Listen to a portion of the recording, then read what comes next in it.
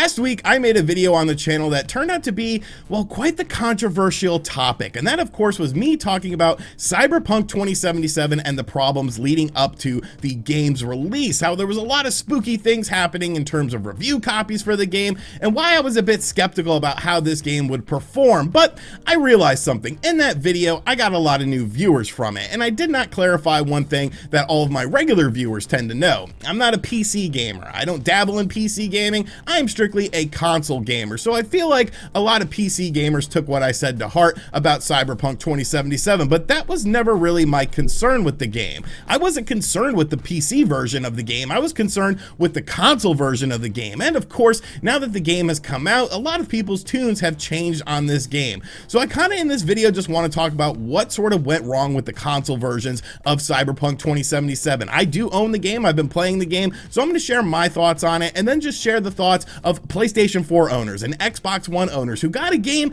that wasn't quite what they were expecting. So sit back, relax, make sure you subscribe to the channel if you're new, and let's talk about what the hell went wrong with Cyberpunk 2077 on consoles. So to start things off, it's only fair that I talk about my experiences thus far personally with Cyberpunk 2077. Now, I am playing the game on my Xbox Series X, which is supposedly the most powerful system in the world and all that stuff. I haven't finished the game. I'm about 8 or so hours into the game, but I do have some general thoughts about the game. First and foremost, it's not a bad game at its core. I think there's some really interesting stuff. I like the whole scanning abilities. I think the gunplay in the game is actually very well done as well. It feels a lot like a standard first-person shooter, but it feels responsive. It feels tight. All the guns have sort of different recoils and things like that, which I think is very nice, but it's not quite the game that I was personally expecting. It's not really an open world game, even though it takes place within an open world. Yes, there are side missions and things you could do, but it's a very streamlined experience, and you don't really have to do a lot of things that the game offers, which the game doesn't really tell you how to do a lot of these things. The crafting system, for instance, I have never used the crafting system in this game because I'm always getting new guns from defeating enemies, and I have so many guns right now that I have actually too many guns and I have to sell some of them off. So it's like, what's the point of the crafting system? The game never really tells you how to do anything with it. It just sort of implies that it's there. You're constantly picking up trinkets in the world as well. What do these trinkets do? What are they used for? The game never really tells you anything like that. And I guess maybe it just wants you to discover things on your own, but I don't know. It's just kind of weird to have this open world game where supposedly you could do so much stuff, yet the game doesn't really tell you what these things do and how they will impact your character either in a negative or positive way. I will say that the game's storyline is pretty interesting. You know, I've had some ups with it, I've had some downs with it, but it's definitely enough to want you to keep playing the game. There's an interesting little twist where the whole Keanu Reeves thing comes into play, and that's where things get a bit more interesting with the game. But really, the game's world itself, I feel, is very barren. It's very quiet. It doesn't feel alive like a Grand Theft Auto or a Red Dead Redemption or even an Elder Scrolls game. It just feels a lot emptier than those sort of games, but I don't necessarily think that that's a bad thing if there was a ton of stuff to do within the world itself, and there's a decent amount of stuff, but I never really felt compelled. I never really felt a sense of adventure like I do in other open world games. But then, of course, we have to talk about the graphics of the game, which has been a bit of a controversial topic. When you look at something like the PC version that, of course, was being shown off so much, unlike the console versions of the game looks absolutely fantastic. And then you see it on consoles and you're like, oh, well, you know, it's definitely a bit downgraded, to say the least, when it comes to the graphics. There's lots of things happening. There's lots of pop-up. There's lots of bugs. There's lots of glitches. I've had game-breaking glitches, such as early in the game, you talk to a character named Victor, and you have to finish a conversation, and for some reason, I couldn't finish this conversation. Now, I also owed Victor some money, so I thought to myself, well, maybe I have to go earn this sort of money and then pay him back, and then I can continue the game, as this is a mainline story mission. I just happened to Google it just out of the hell of it though, and I found out that this is actually a game-breaking bug in which you cannot progress throughout the storyline unless you load a previous save and hope that that previous save is doing fine and dandy. Now, my previous save was fine, but this happened within like the first hour of the game, and I'm sitting here like,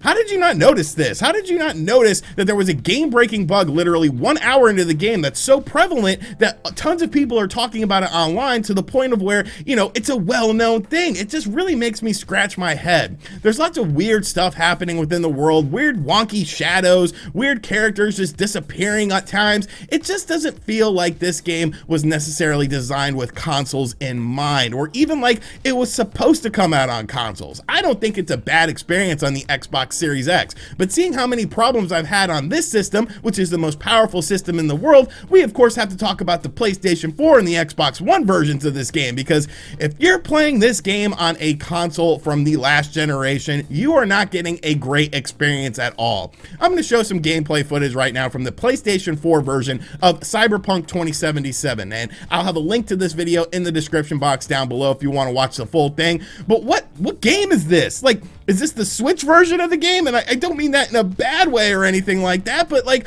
holy hell, how did we not see these sort of graphics? How did we not see all of these sort of problems in the base of the game that has been in development for quite a while? You have to remember, Cyberpunk 2077 was announced back in 2012, before the PlayStation 4 even launched. The PlayStation 5, the Xbox Series X, the increased power of these systems obviously is benefiting when it comes to Cyberpunk 2077, but it was never supposed to come out on these consoles in the first place. The game was originally supposed to come out in April of 2020, meaning that the PlayStation 5 and the Xbox Series X wouldn't even be factored into the equation of how these games would run. This is how the game would have ran out of the gate for the PlayStation 4 and the Xbox One, a game that's been in development for 8 years, and that is where people are mad. People are very mad about this because CD Projekt Red was really scummy with this whole situation. Like I said in my video a week ago, I was concerned because everything we had seen so far was in a very controlled environment. It was definitely very picky and choosy on who gets to play this game on a console. People were able to play the game on a PC, but as far as the console version of the game was concerned, there was so much secrecy around it. And why was there that secrecy? That's what I wanted to get to the root of. That's what I wanted to find out, and we have quickly found out what the root of the issue was.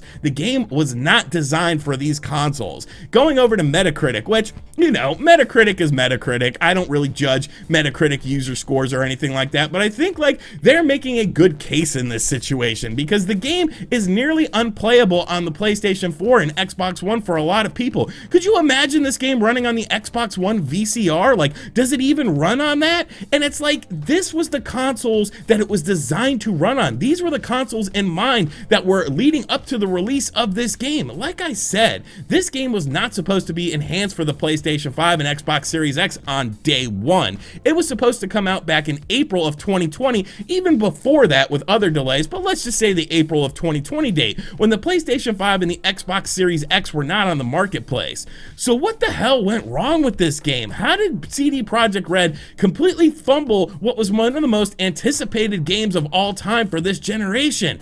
I don't really know. It's just a weird thing. I know a lot of people say that when The Witcher 3 came out, it was buggy as well. And when it comes to open world games, let's be realistic. Unless it's a Rockstar game, which they just have a great open world engine that they use for games like Grand Theft Auto and Red Dead Redemption, there's going to be some buggy elements to it. Look at open world Bethesda games like Fallout and Elder Scrolls, and yes, those games have bugs. Occasionally they are game-breaking bugs as well. But still, even a game like Fallout 3 on launch day felt way more tight and precise than a game like Cyberpunk 2077 does in terms of how it should run on the console that it's releasing on. I played Elder Scrolls Oblivion on the Xbox 360, and yeah, I had some issues from time to time, but it never felt like they were popping up all the time. It never felt like it was detrimental to the game experience. It at least felt like the game was supposed to run on the Xbox 360, but that's not the case with this game. And a lot of people seem to be giving this game a pass because of, you know, it's CD Projekt Red, and I don't think that's fair, because if any other company made the game like this and released it in the state on current consoles that are on the market right now, people would be up in arms about this situation. So why is CD Projekt Red getting sort of a pass with this? I don't think that Cyberpunk 2077 is a bad game. I think on the PC it's probably way more enjoyable. I know I have some friends playing it on the PC, like Wood from Beat 'em Ups. He's playing the PC version of the game and he seems to be having a great time. He shows me all these awesome looking pictures and I'm like, I can't replicate that on the Xbox Series X. It almost looks like a completely different game. It almost looks like it's a complete generation behind, like a PS2 to a PS3 version of the game. And I don't think that's fair for console gamers, especially considering that these consoles that have come out, the Xbox Series X and the PlayStation 5, were never in the original plans for this game. If you are a PlayStation 4 owner, an Xbox One owner, you have every right to be upset with this game because it's not a great game in terms of performance, and performance at the end of the day is a very important thing. If you can't play a game, if a game doesn't look good, even if the gameplay is great, which it's a mixed bag with Cyberpunk, I don't know if people are going to be able to look past that.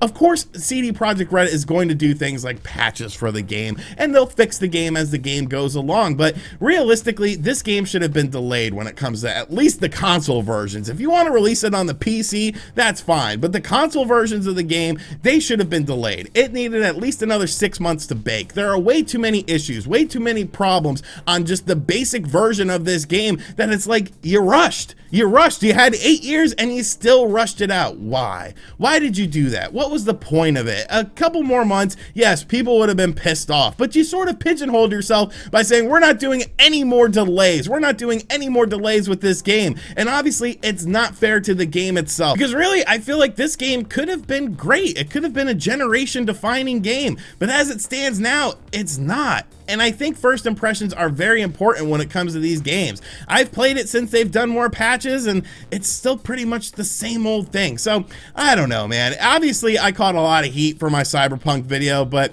I have to say one thing. Why are you booing me? I'm right! And I was right about this situation. Something was definitely very fishy with the console versions, and now we know what that fish smell was. It was a dead, rotting fish of the console version of Cyberpunk 2077. So let me know in the comment section down below what you think of this whole situation. What system are you playing it on? If you're playing it on the PlayStation 5 or the Xbox Series X like I am, it's a decent experience for sure, but if you're playing it on the consoles that it was designed for, like the PlayStation 4 and the Xbox One, it seems like it's not going very well for you, and I truly sympathize with you guys because it's absolute bullshit that this game was released in the state that it was in. And as always, guys, thank you for checking out this video. If you are new to the channel, make sure you subscribe and turn on notifications. Check out other videos on the channel as well, and as always, I'll catch you guys on the next one. Later.